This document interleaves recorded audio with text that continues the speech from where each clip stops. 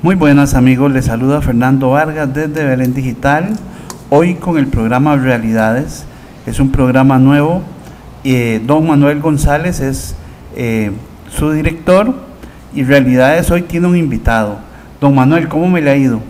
Muy buenas tardes para todos los belemitas aquí en Belén Digital, el canal de televisión de mi cantón. Queremos agradecer la sintonía que ustedes tengan con nosotros por el Facebook o por Belén Digital, así como este es un programa más de Realidades de Belén. Queremos participar a una persona que ha sido todo un ejemplo en esta comunidad, como persona trabajadora, como persona de familia, de hogar, y que ha vivido muchas anécdotas. Me ha tocado, yo he podido compartir con él muchas veces en su casa, contando historias, y me he dado cuenta de muchas realidades de Belén que uno desconoce. Y don Fermín Luna es quien nos acompaña esta noche para contarnos un poco sobre el Belén de antaño, sobre cómo fue el Belén en su época, cómo fue Belén en diferentes etapas de la historia de este cantón, quien don Fermín a su edad tiene una memoria muy lúcida, tiene un recordatorio muy importante de anécdotas que nos puede compartir en este programa. Don Fermín, bienvenido al programa Realidades. Mucho gusto, a la orden. Queremos hablar un poco, don Fermín, sobre algunas cosas que han pasado por su vida, es decir, han pasado en su historia. Y que muchos jóvenes que ven esos programas de televisión digital pues desconocen, porque no han tenido tal vez la oportunidad de conversar con personas de su edad y que estén lúcidas y que puedan recordar tanto detalle de las anécdotas. Don Fermín, cuéntenos cómo fue la niñez suya, cómo convivió usted. Usted es un belemita de tradición, muchos años de vivir en este cantón, nació en este cantón, y hoy ya en este año estás cumpliendo 85 años de edad. Entonces imagínense lo que son 80 años, digamos, para atrás, cuando usted tenía más o menos 5 o 6 años, cuando empezó en la escuela, por ejemplo. Podemos hablar cómo era esa niñez suya en la escuela, por ejemplo. Sí, bueno, si vamos más hacia atrás, mi infancia fue una infancia bastante dolorosa, ¿sí? Porque cuando yo tenía la edad de 3 años, cayó mi padre en la cárcel, y yo tenía que viajar con mi madre. En esa época, en Belén, el primer transportista que había era ese señor Rodríguez. Entonces había un bus que viajaba de las 6 de la mañana a San José, y salía de San José a las 12 del día. Entonces yo viajaba con mi madre a veces en ese bus, pero para ir a ver a mi padre a la penitenciaría, a veces no había tiempo de volver a tomar el bus, entonces teníamos que venirnos en tren. Entonces nos veníamos ahí ¿cómo se llama eso? Aquí está al frente de la cervecería. ¿Al Cacique? No, donde está la cervecería, ahí había una estación. Bueno, ahí nos bajábamos y ahí teníamos que seguir a pie. Echeverría. Ahí bajábamos, y a veces venía yo con mi mamá, tal vez debajo de una lluvia, y entonces venía al final Maximino Zamora, que venía de Heredia, venía a caballo, y entonces le decía a mi mamá: Natividad, dame ese chiquillo para llevármelo. Entonces montaba a caballo, y cuando mi mamá pasaba, ya yo había pasado la Agua Dulce. Otras veces era Toño Delgado, porque se arriaba el ganado que se mataba en Heredia, lo traían de la zona sur y lo iban a entregar ahí a Heredia para que... Entonces Toño Delgado a veces venía, como era alrededor de ganado, entonces a veces me traía Toño. Pero de ahí de Echeverría viajábamos a pie hasta la entonces quiere decir, bueno, lo que llamaban ustedes cazadora, es decir, era la famosa cazadora. Alfonso Rodríguez. Alfonso Rodríguez fue el primer autotransportista de Belén con un bus a San José. El primer empresario. De las 6 de la mañana salía a San José y regresaba a las 12, nada más, eso es lo que había. Y bueno, el ferrocarril, que fue mucho antes que eso, era el medio de transporte que pasa por San Antonio de Belén. Y se usaba también mucho, pero también usted usaba el de Echeverría, era el Atlántico. Era la línea férrea del Atlántico. Sí, porque ¿es así? el otro tren salía a las 3 de la tarde, ese pero quedaba más largo para cruzar desde la penitenciaría hasta allá, entonces quedaba más cerca irse a la estación del Atlántico. Y cuéntenos una cosa, don Fermín, y la escuela, usted estuvo en la escuela de San Antonio, y esa escuela, ¿dónde estaba ubicada? De donde está el edificio municipal. Ahí era la antigua escuela. Usted sabe que a mí me tocó el primer año de escuela en esa escuela. Es decir, el segundo año de mi educación primaria, yo estrené la escuela Nueva España, ¿verdad? Estuve el primer año de escuela en la vieja, y el segundo en la nueva. Es decir, y eso ya hace bastantes años. Y cuénteme una cosa, Fermín. En esas épocas la escuela era muy pequeña. Yo recuerdo que era una escuela muy pequeña, relativamente comparada con la que hay hoy, ¿verdad? Pero más o menos, ¿cuántos compañeros tenía usted en la escuela? Yo considero que los más eran que tal vez 8 o 10 era lo más.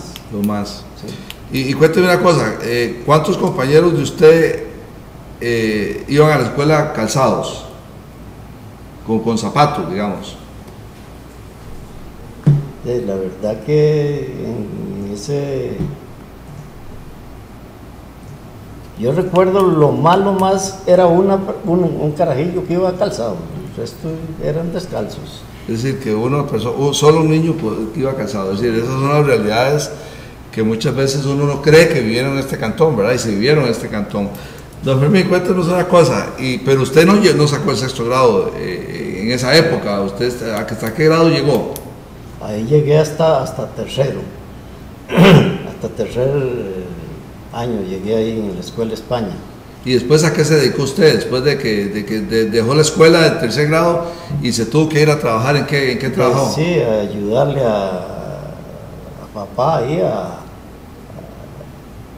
a ir a trabajar en agricultura, por lo menos ir a ayudarle a coger maíz y después restrugiar frijoles, porque eso no era así como en esa época. La gente que no tenía nada, absolutamente nada, lo que hacía era buscar patios para sembrar, porque de ahí Belén en esa época, yo puedo contar con los dedos los terratenientes que habían, eran los Zamora, González, Memo Flores, y que eran casi prácticamente los dueños de Belén. Los dueños de Belén, pues sí. Rodríguez en la Riviera. Y era gente que cultivaba la tierra, es decir, que no había posibilidades como de tener lotes para sembrar. Eran cafetales. Sí, claro. Y entonces lo que usted dice es que habían como patiecitos pequeños donde era la posibilidad de poder cultivar algo. Sí, exactamente. Sí, claro. Patios, sí. Bueno, Fermín, qué bien, qué importante esto, porque estas son realidades que se han vivido aquí y que es importante que todos, el público, los belemitas, que los internautas puedan apreciar esto. Don Fermín, cuéntenos una cosa, pero usted también trabajó en el Ojo de Agua. Usted me ha contado que usted trabajó en el ferrocarril y trabajó en el balneario Ojo de Agua. Y recuerdo muy chiquillo que yo llegaba al balneario Ojo de Agua y usted era la persona que le recibió la ropa en la guardarropía. En la guardarropía trabajaba usted, ¿verdad? Era que le daba una fichita, usted le daba una bolsa a uno iba al vestidor, se cambiaba, metía todos y después usted era el encargado como de administrar toda la guardarropía. Yo recuerdo muy bien eso, usted sabe que yo me acuerdo porque yo aprendí a nadar en el balneario Ojo de Agua y bueno, por lo menos no a nadar, sino a no ahogarme, ¿verdad? Después aprendí a nadar en el polideportivo ya más técnicamente, pero En esa época veníamos mucho al balneario de Agua y ahí fue donde yo aprendí a nadar. Y usted trabajó muchos años, pero usted tiene anécdotas importantes en el ferrocarril. Esas fueron épocas muy duras, ¿verdad? Porque los capataces, yo recuerdo que don Aníbal González, creo que era capataz, que era un señor que vivía al costado sur de la iglesia.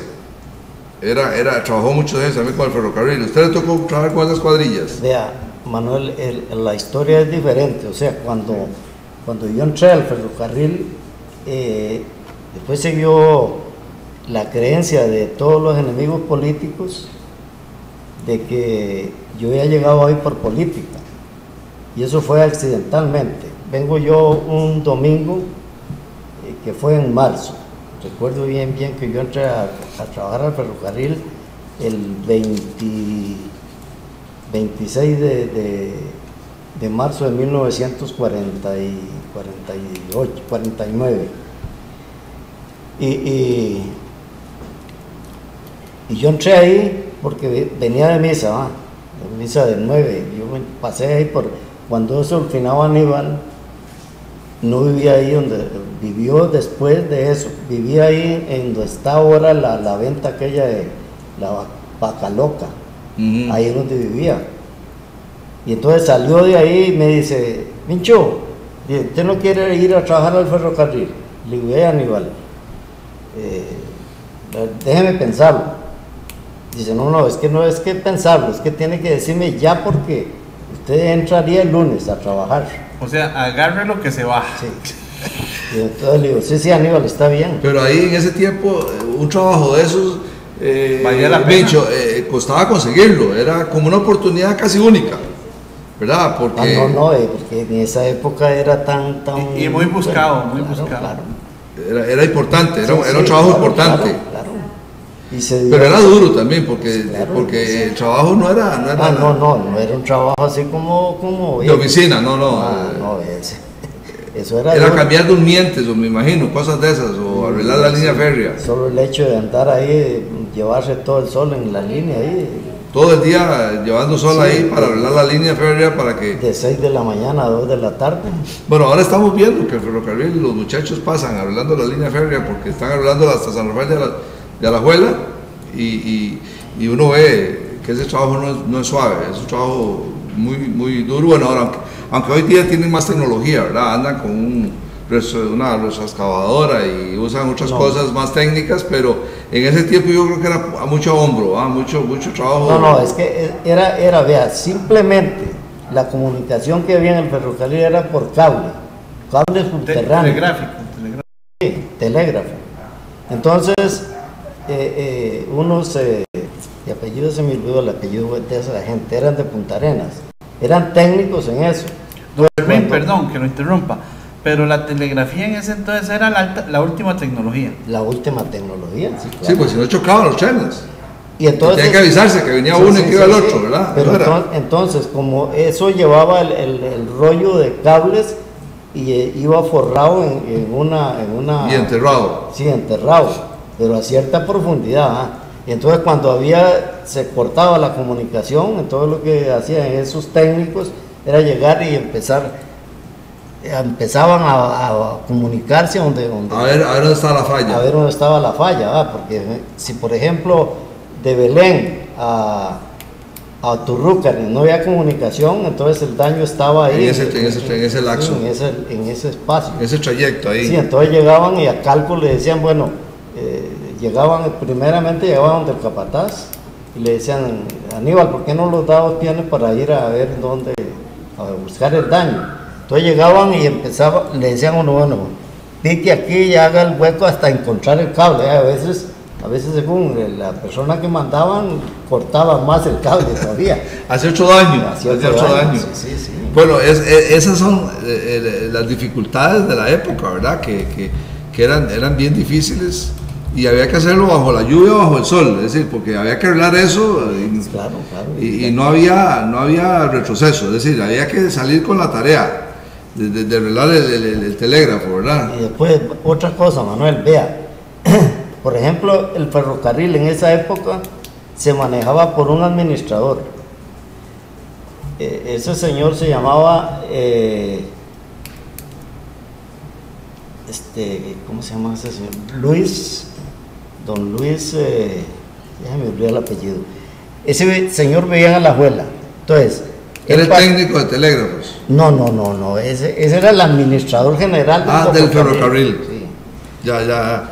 Como Miguel Carabajías ahora, más o menos. Sí, pasaba de ahí, se venía de Alajuela y pasaba al balneario a revisar. Pero ¿por qué? Vamos a ver, es importante que la gente se dé cuenta qué relación había con el ferrocarril y qué relación había con el balneario Jodiagua. Porque le pertenecía al ferrocarril. Es lo mismo, ¿verdad? Es lo mismo. Vamos a un corte, Manuel, y ya retornamos para continuar con esta interesante entrevista con don Fermín Luna, uno de los patriarcas de San Antonio de Belén, sin duda. Ya retornamos. En Gimnasia Artística Belén les estamos esperando para formar a sus hijos. Clases en diferentes horarios y son para hombre, mujeres, niños y niñas. Atendidos por entrenadores altamente capacitados. Estamos ubicados contiguo al Polideportivo en Belén, Heredia. Teléfono 2239-4752.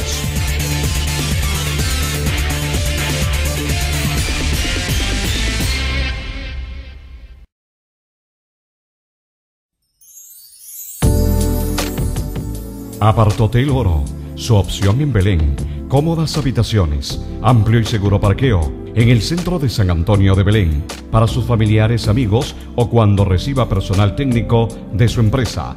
Página web www.apartoteloro.com. Teléfono 2239-0403.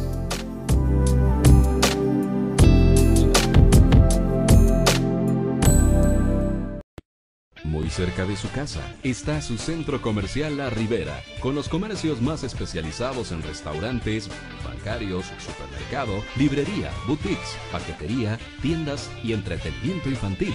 Además de servicio en salud como farmacia, clínicas estéticas y dentales y óptica, amplio parqueo y alta seguridad. Visítenos, Centro Comercial La Ribera, 2 kilómetros al oeste del Hotel Marriott en Belén. Teléfono 2239-5005. Nosotros como empresa nos especializamos en fabricar muebles a la medida y al gusto del cliente. Tenemos línea de sillería, muebles en madera, melamina, muebles en metal, panelería. Tenemos más de 30 años especializándonos en la ergonomía y belleza de su oficina, con muy buenos precios y grandes descuentos. Estamos ubicados en Paseo Colón, contiguo al Centro Colón. Y tenemos las oficinas y fábrica en San Antonio de Belén, de la antigua Comanía, 50 metros norte. Nuestros teléfonos 2293-6317 o 2255-1623.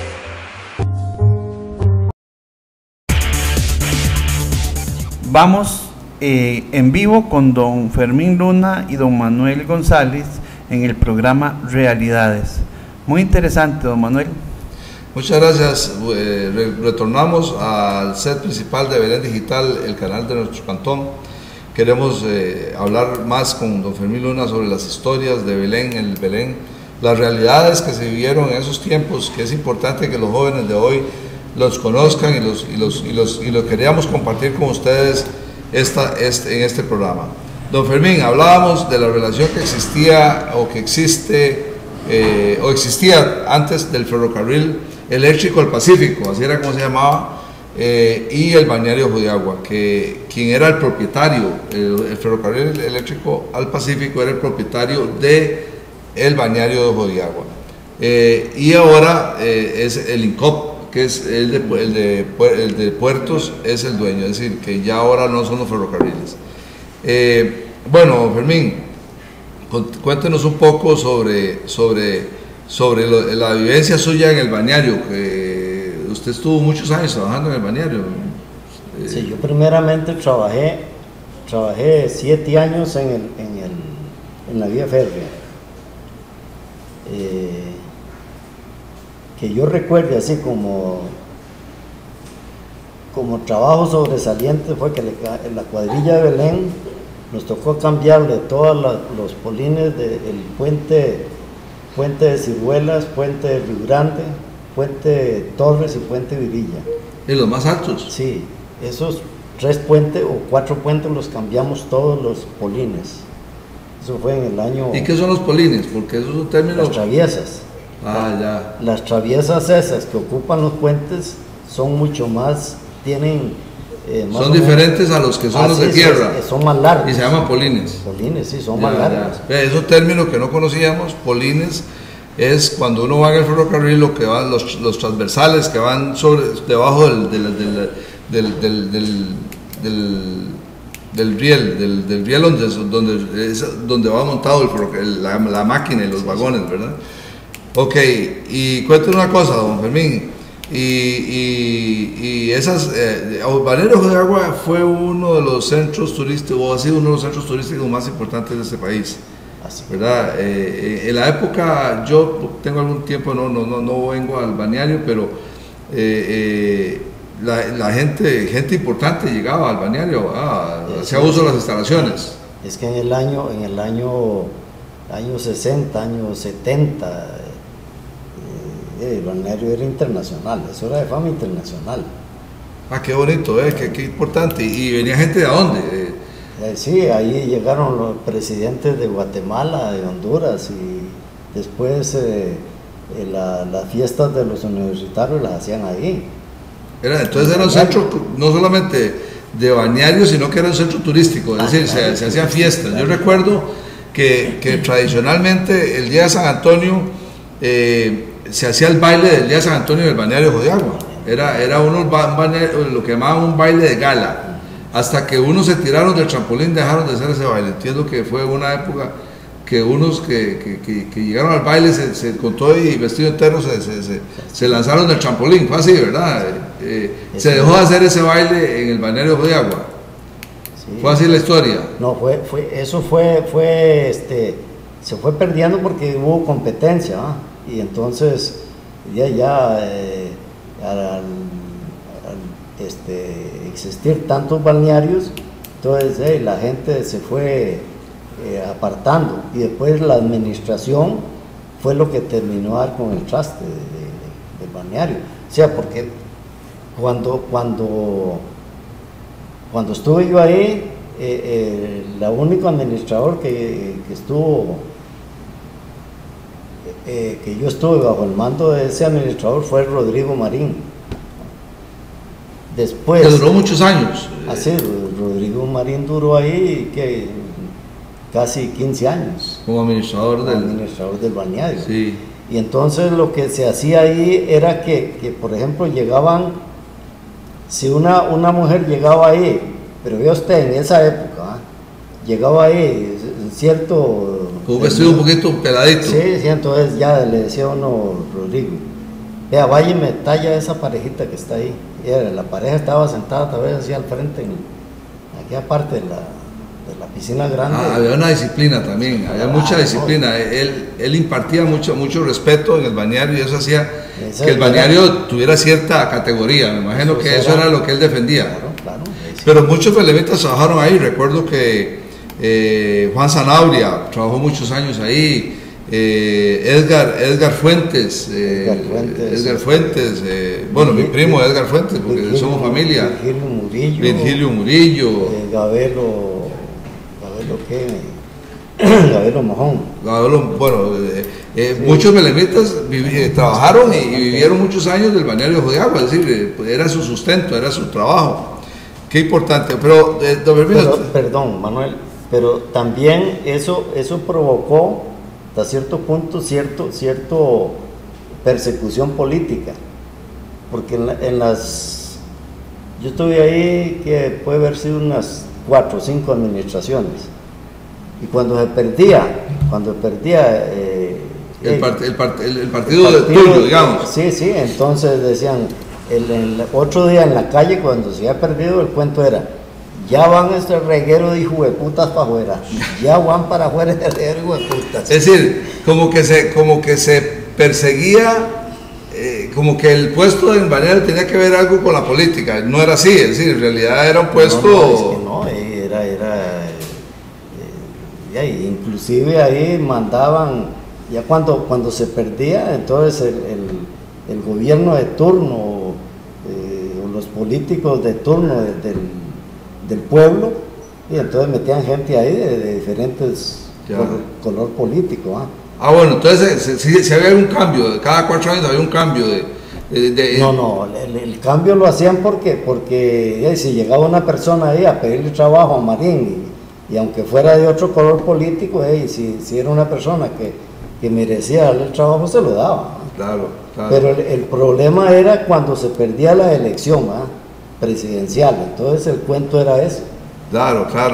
Y después el cuento de los que querían el trabajo que vos tenías. Sí, es decir, que era el opositor político. Ok. Yo estuve ahí 25 años, Manuel, y vea, el problema es que entonces ya cuando tenía yo 18 años, yo empecé a sentir ya que ya no daba, porque ahí había que luchar contra los compañeros, porque en un gremio de esos, no crea, hay amigos y hay enemigos, como todo, ¿verdad? Y después contra el público, soportar el público. Que además se había hecho muy visitado, el balneario recibía. Yo recuerdo que los días feriados y eso, la cola salían a la calle para poder entrar. Era un balneario sumamente visitado. Yo estuve en la guardarropía del balneario, tuve una visita de 9,000 personas. ¿En un día? En un día, un domingo. Un domingo, sí, imagínense, eso era... El tercer domingo de febrero, no recuerdo el año. Y había que dar la bolsa, había que recibir la bolsa, había que guardar y cada boleta. Eso fue un desastre. Y recuerdo que eran unos gabinetes larguísimos, ¿verdad? Hubo que tender ropa en el piso y meter ahí como 8 personas, 10 personas trabajando ahí en la guardarropía. Eso era loco. Pero Fermín, hablábamos, y usted lo tocó un tema que usted estuvo más o menos en el 49, empezó a trabajar con el ferrocarril, pero háblenos un poquito de la revolución del 48, que es algo que los jóvenes hoy lo han oído posiblemente en la escuela o en el colegio, en sociales, pero que no han oído posiblemente muchos cuentos del 48. ¿Por qué se genera la revolución del 48? ¿Qué fue lo que pasó en ese momento? Usted tiene que haber votado en esa elección, es decir, porque según recuerdo, yo nací después de la revolución del 48, yo nací en el 59, entonces no viví esa época, pero recuerdo que fue a la luz de una elección. Cuéntanos un poquito sobre ese tema. Sí, Manuel, o sea,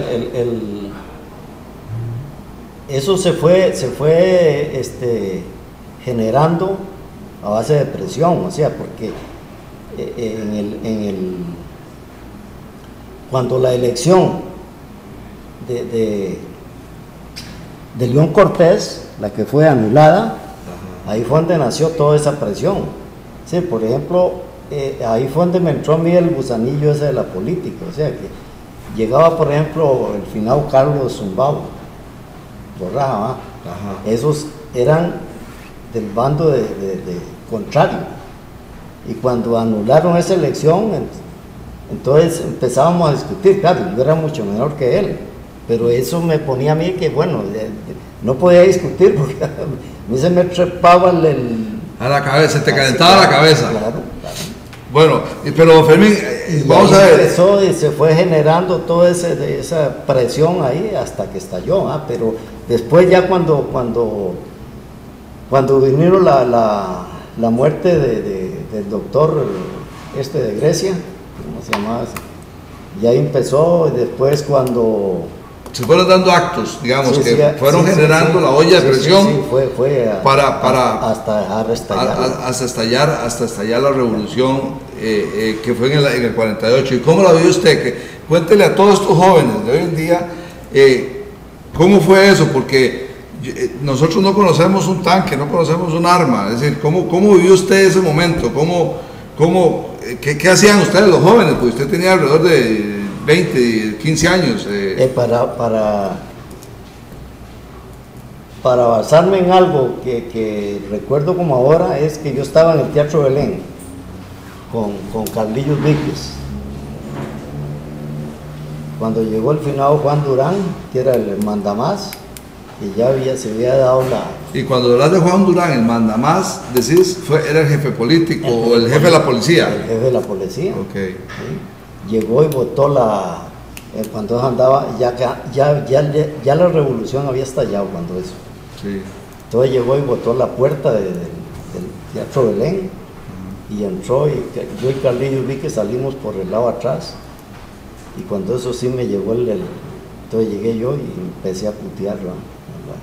Y ya dice mi mamá, pero cállate, porque dice, como está la situación, y tenían ahí a Chon Venado cuidando el puente de la quebrada del ferrocarril, y de ahí salía la calle aquella, y empezaba a volar balas, pasaban los hueputas proyectiles por encima de la casilla de nosotros.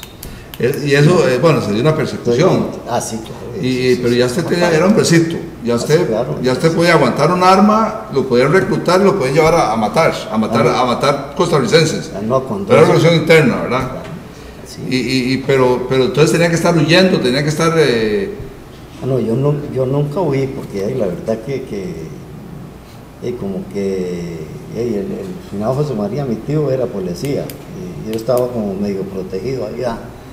Y yo lo que sí recuerdo es que yo llegaba y pegaba esas vivas a Figueres, y me decía mi tío, delante de los Ramírez, que eran contrarios, ¿eh?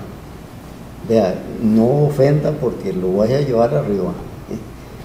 Y en esa época, ese acontecimiento, entonces sí, yo llegué a la casa y le digo a mi tata, no, últimamente, si esto sigue así, yo jalo, y jalo para el sur. ¿Ah? Yo estaba decidido ya. Era una forma de escapar para que no te reclutaran y no ir a volar bala. Ok, eso, bueno, es una vida, era un momento muy complejo, no, porque, era fatal, porque según cuentan las historias, había una represión terrible, los encerraban en los vagones del ferrocarril donde jalaban ganado. Eso fue cuando volaron los carros del ferrocarril. Y era la oposición, ¿verdad? Porque fue lo que se llamó unas elecciones un fraude electoral que se dio en el 48, cuando el doctor Calderón dejó de ser presidente y el candidato del doctor Calderón se hizo por ganador, ¿verdad? Bueno. Vamos a ir a un cortecito, don Manuel, y ya casi retornamos para que podamos continuar con la entrevista. Solo un pequeño corte. En Gimnasia Artística Belén les estamos esperando para formar a sus hijos. Clases en diferentes horarios y son para hombre, mujeres, niños y niñas. Atendidos por entrenadores altamente capacitados. Estamos ubicados contiguo al Polideportivo en Belén, Heredia. Teléfono 2239-4752.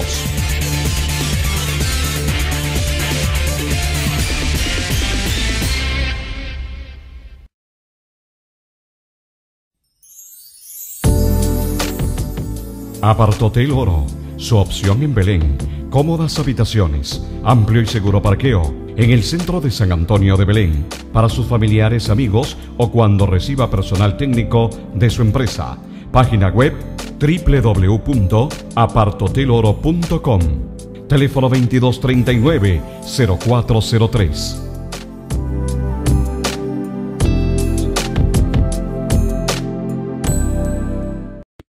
Muy cerca de su casa está su centro comercial La Ribera, con los comercios más especializados en restaurantes, bancarios, supermercado, librería, boutiques, paquetería, tiendas y entretenimiento infantil. Además de servicio en salud como farmacia, clínicas estéticas y dentales y óptica, amplio parqueo y alta seguridad. Visítenos, Centro Comercial La Ribera, 2 kilómetros al oeste del Hotel Marriott en Belén. Teléfono 2239-5005. Regresamos con Manuel González en su programa Realidades. Gracias. Ahora incorporamos a Fanny con este programa, la versión joven de nuestras realidades. Ya hemos escuchado a don Fermín Luna contar anécdotas desde su niñez hasta la Revolución del 48. Y nos quedan un montón de anécdotas, don Fermín, por qué contar, ¿verdad? Pero bueno, queremos que también escuchar a Fanny.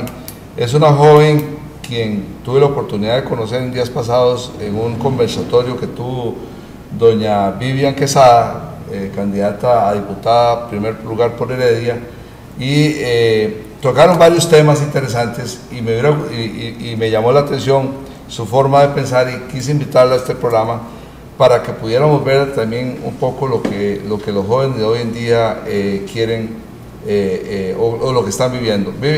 Fanny, hablábamos en ese, escuchaba en ese conversatorio, porque en realidad yo fui como oyente de algunas cosas que los jóvenes hoy en día viven, y yo te vi con mucha propiedad decir algunas cosas que me parecen importantes, y se hablaba un poco sobre la inconformidad tuya sobre la realidad política. Es decir, usted era muy segura de sí mismo, de decir que hay cosas que a ustedes no les gustan de la política. Cuéntenos qué es lo que a usted no le gusta de la política. La política de ahora es muy flexible.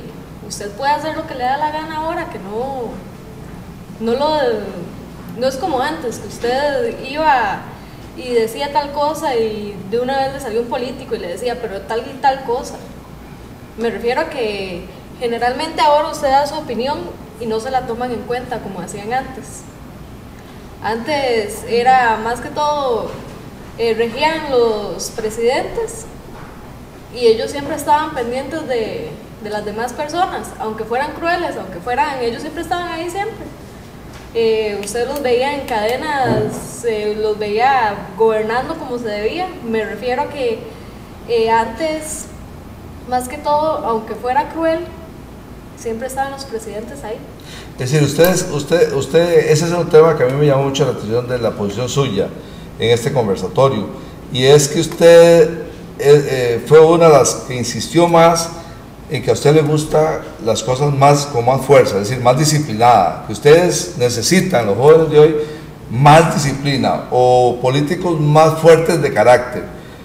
Conversábamos hace un momento con don Fermín sobre este tema, precisamente de la revolución del 48, cómo se generó y cómo venían a transformarse las realidades en el caso de Belén, ¿verdad? Por ejemplo, cómo fue cruel, digamos, el 48 y cómo algunas familias se dividieron e incluso quedaron inamistables. Creo que hasta estos tiempos hay gente, ¿verdad, Fermín, que está todavía brava? No se habla por el tema del 48, ¿verdad? Y bueno, ha pasado muchos años y ustedes sienten como jóvenes que no hay esa disciplina, digamos, no hay esa fuerza que ustedes quieren. Bueno, ahora viene algo que quisiera oír a don Fermín, quisiera hablar con usted, es lo del 1 de mayo. El 1 de mayo, bueno, se celebra el Día del Trabajador hace muchos años, ¿verdad? En la famosa huelga de Nueva York, en Estados Unidos, donde hace que nazca el 1 de mayo, que se celebra el Día del Trabajador. Pero en la política nacional se celebra algo que es el cambio directorio de la Asamblea Legislativa y el cambio directorio de las municipalidades, que antes eran una vez por año, ahora son cada 2 años el cambio directorio. Eso quiere decir parte de lo que estamos hablando. Es decir, don Fermín, dígame una cosa, el cambio de directorio en años pasados, cuando usted vio otros gobiernos, muchas administraciones, era como se está celebrando, por ejemplo, mañana. No, la política era más crítica, o sea, entre los que gobernaban había más crítica, una crítica hasta lo último, o sea, que la crítica era amplia, se criticaba entre sí.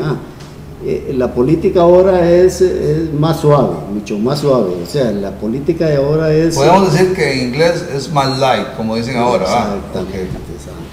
Okay. Y eso tiene que ver un poco con lo que dice Fanny, que ella siente como que es muy débil, como que es muy flojo la cosa, como que...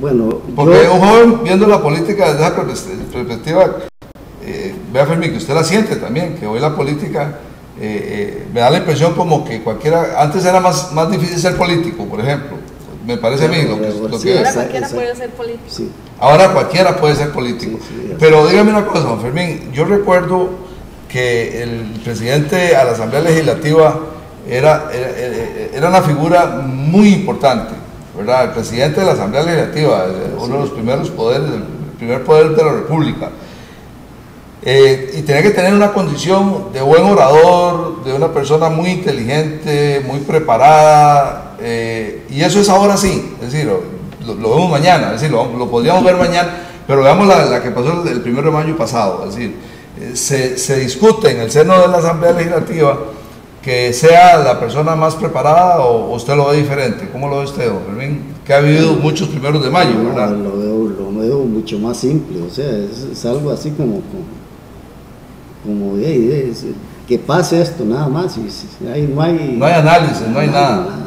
¿Cómo lo ve usted, Fanny? ¿Cómo ve usted, digamos, un puesto tan importante que es el primer poder de la República, la Asamblea Legislativa, donde se discute el quehacer y la vida de los costarricenses, porque ahí se modifican y se hacen las leyes de este país? Y, ¿cómo ve usted? Usted me imagino que ha visto los periódicos y las noticias. ¿Cómo ve usted? ¿Usted ve que eso es normal o usted lo ve como que es así o como que podría ser diferente? Ahora la política no se habla mucho. Usted le pregunta a un joven qué es política y no le sabe responder. Política es un montón de personas reunidas en una mesa hablando de quién sabe qué, porque eso es lo que generalmente pasa por las noticias, hablando entre ellos, con los papeles, hasta unos dormidos, unos que otro, viendo las revistas. Ya no se ve como uno tiene la idea de que era antes. Uno no vivió eso, pero igual, ahora uno se da cuenta de que la política... ¿Qué es la política? Usted me pregunta a mí qué es política, y sentarse ahí en un puesto y ganar bastantilla plata bien rico, quedarse ahí un buen rato y discutir leyes y cosas así, que hay unas que las aprueban, otras que no, duran como 3 años aprobando una. Y después sale mala. Sí, y después tienen que revisarla porque algo tiene mal. Claro. Pero en ese punto de vista, sí, Mincho, es que yo le digo Mincho porque somos amigos de hace mucho tiempo, pero don Fermín. Sí, la política, o sea, el problema que hay es que en este momento la juventud no sabe qué es política. O sea, yo lo analizo de esta manera: la política es el ente que genera el movimiento del país. O sea, los políticos en este momento tienen la capacidad que, si se salen de esa tangente, que diría yo, es cuando un político le prohíbe a los periodistas que lo critiquen. Entonces está cortando el derecho de expresión, ¿verdad? Entonces es cuando ese político se cae. Pero yo lo veo de esa manera: o sea, a pesar de todos los baches que tiene el sistema político nuestro, pero vivimos en un país donde los emigrantes son demasiadamente pocos. Entonces, eso quiere decir que todavía el sistema funciona. El día que no funcione, entonces habrá que ir a una revolución otra vez, ¿no? Claro. Sí, lo que nos dice Fermín es que, a pesar de ciertos defectos que tiene el sistema político, sigue siendo un sistema bueno, ¿verdad? Aunque los jóvenes lo vean, porque posiblemente no hayan vivido lo que vivieron ellos en el pasado, que fue la revolución del 48, no haber trabajo, trabajar solo en la agricultura, todos esos elementos juntos, que don Fermín tiene 85 años, no se enoja porque uno le diga la edad, ¿verdad? Pero imagínense todo lo que él ha vivido, y está lúcido, y es una persona que todavía practica la agricultura, todavía tiene su frijolar y su milpita y todo. Pero tiene una memoria muy lúcida, y eso hace, y por eso fue que yo quise invitarlo, porque él recuerda cosas de hace muchos años, recuerda casi que de hace como, cuando tenía 5 años, imagínense, hace 80 años, y eso es impresionante cuando una persona tiene esa lucidez, ¿verdad? Dichoso y Fermín. Y eso hace que... Manuel, para terminar le voy a decir esto: vea, la vida del pueblo de Belén, la vida familiar, se vivía en un almatroque de madera, y pues lo que se ponía era un petate o una hecha de vena de plátano. Yo recuerdo cuando mi tata guindaba ahí los 2 palos y los 2 mecates y empezaba a ponerle venas, hacía un petate para ponerlo y todavía en el año 50 Joaquín Soto era el constructor de colchones de Belén. Había una colchonería en Belén. Sí, era el constructor y compraba uno un colchón. Ahí lo que hacían era chapeaban los potreros de esa pitilla. De paja. La pitilla. La pitilla. Si hubiera sido sacarte, Picaba bastante. Y a veces yo tuve uno de esos que picaba mucho. una mata de dormilona y se acostaba uno y se metía las espinas en la espalda. Fanny, ¿usted sabe qué es un petate? No. A ver, cuéntele, Miche, ¿qué era un petate para Fanny? Sí, eso es. Ahí la hacían, mi tata las hacía, ¿va? Ponía 2 varillas, ¿va? Con medida de la cama. Y después eso le iba poniendo venas. Y los dos mecates que estaban ahí con el tamaño del colchón, de la cama, sí. Entonces le iba dando vuelta y las iba enhebrando ahí. Y las iba. ¿Y sabe qué es la avena? La avena del plátano. La hoja del plátano, ¿lo has visto? Que usan para hacer tamales. Tiene una cosa en el centro. Esa es la avena. Eso es lo que enhebraban para hacer los petates para acostarse. Y esa era la vida del 80% de los belemitas de esa época. De hace 75 años, más 75 años, sí, más o menos. Qué barbaridad. Qué impresionante. Es que estas son las cosas que yo quería compartir con ustedes porque hoy en día los jóvenes tienen la oportunidad de tener televisión, de tener internet y muy pocas veces nos sentamos con las personas mayores a conversar de estos temas y hablar de las cosas que ellos vivieron, y entonces a uno le parece más fácil la vida ahora. Claro que es mucho más fácil, que ahora la vida, bueno, tenemos carro, televisión, teléfono, internet, aire acondicionado en muchas casas ya, o ventilador, pero bueno, todavía hay gente que vivió épocas muy difíciles. Aquí, don Fermín vivió aquí, en esta cerca de esta casa, aquí, donde estamos hoy. En este alrededor fue donde nació y creció don Fermín hace 85 años. Y esa es una de las razones por las que yo quería invitarlo aquí, porque donde están las instalaciones, estas hermosas oficinas de Belén Digital, y precisamente es donde nació y creció Fermín Luna. Bueno, don Fermín, vea qué interesante, Manuel, no lo sabía. Bendiciones, don Fermín. Muchas gracias. Y Fanny, pues la invitamos porque es la versión joven de lo que queríamos compartir. El tiempo nos comió el programa, pero aquí hay tema para conversar mucho más tiempo, y vamos a seguir con ustedes conversando y compartiendo estas historias, invitando a más jóvenes y a más amigos adultos, personas que tengan esta de la comunidad, correcto, de la comunidad de Belén, para que recordemos, para que podamos vivir las conversaciones que tenían antes. Porque para terminar ya, Fernando, si me regala un minuto más. Claro que sí, señor. Don Fermín, ¿cómo era que se comunicaban ustedes? Porque usted el primer televisor que usted tuvo, ¿a qué edad tuvo? Tenía 50 años. Tenía 50 años cuando tuvo su primer televisor. Pero cuando ¿cómo se comunicaban ustedes? ¿Era en una pulpería o se reunían todas las noches? Al principio me imagino que era la luz de la vela. No había luz eléctrica. No había luz eléctrica, no. Y ahí se reunía, así en resumido, 1 minuto o 30 segundos, cómo se comunicaba la gente, cómo conversaba la gente. Oye, que era a las 6 de la tarde, ya todo el mundo estaba acostado, que iba a estar pensando y se metía uno ahí en la covacha, porque esa era en covacha, sí, yo nací en piso de tierra, después habían niguas, pulgas. ¿Qué no había? Y no había con qué matarlas. No había con qué matar. De ahí cuando el rato, no había químicos, ¿verdad? Nada, carbolina era lo único. Carbolina. Eso es el producto que tiene. Pero ustedes se sentaban en las pulperías a conversar, normalmente. Porque yo recuerdo siendo un chiquito, mi tío tenía una pulpería que era la de mi abuelo, ¿verdad? En la Asunción, y toda la gente mayor, que para mí era muy mayor ya, se reunía en el corredor de la pulpería y empezaban a contar anécdotas. A veces habían días en que el tema de conversación eran los duendes, ¿verdad? El hombre sin cabeza.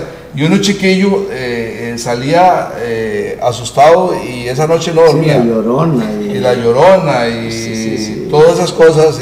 Muchos no vamos a dormir hoy. Muchos no vamos a dormir hoy, pero esa era la forma como se comunicaba. Entonces todas estas historias las generaciones las conocían y las iban conociendo de generación en generación.